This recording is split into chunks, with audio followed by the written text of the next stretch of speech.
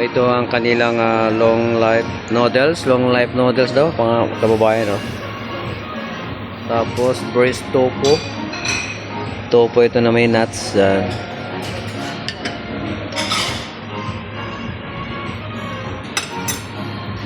Tsaka yung gulay nila na mixed vegetable. Wow, grabing ang ganda mga kababayan, no? Feeling healthy pag kumain ka nito. Ayan, no? Tapos merong spicy mixed seafoods. Tapos steamed fish na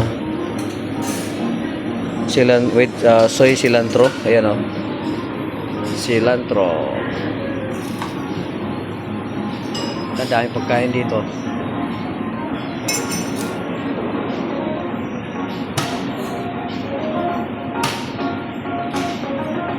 Ito din yung parang lulutuin po to, mga kabayan. Kukuha ka ito tapos i-request mong ipapuluto sa cook nila.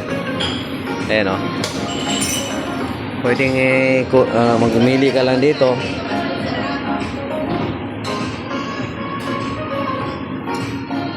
Ito yung siopaw na maliit. Siopaw yun, te. Siopaw. Guys, dito pwedeng kukuha ng hilaw tapos ipaluto mo. Tulad ng order ko yan, o. Skewer. So, tama mo na yung ginawa ko, mga kababayan. So, bubalik na ako sa upuan, lamisa namin. So, ayan, o.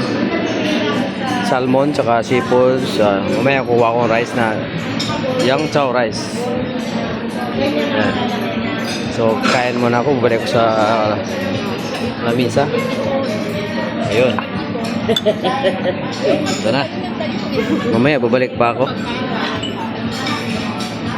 Ito mga kabayan, ito yung Japanese nila station.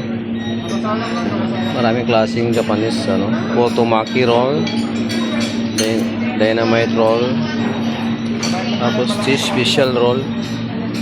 So marami.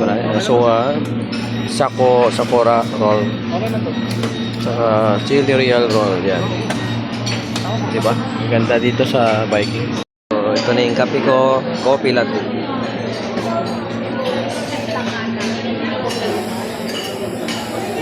Mga kabayan, ito yung mga litson na yung pwesto na litson nila. So hingi ako ng chumbaka para papaluto na ito. So pwedeng ito, sir. So papaluto natin ni sir yung i-grill natin. Wow, ang sarap ng mga dito.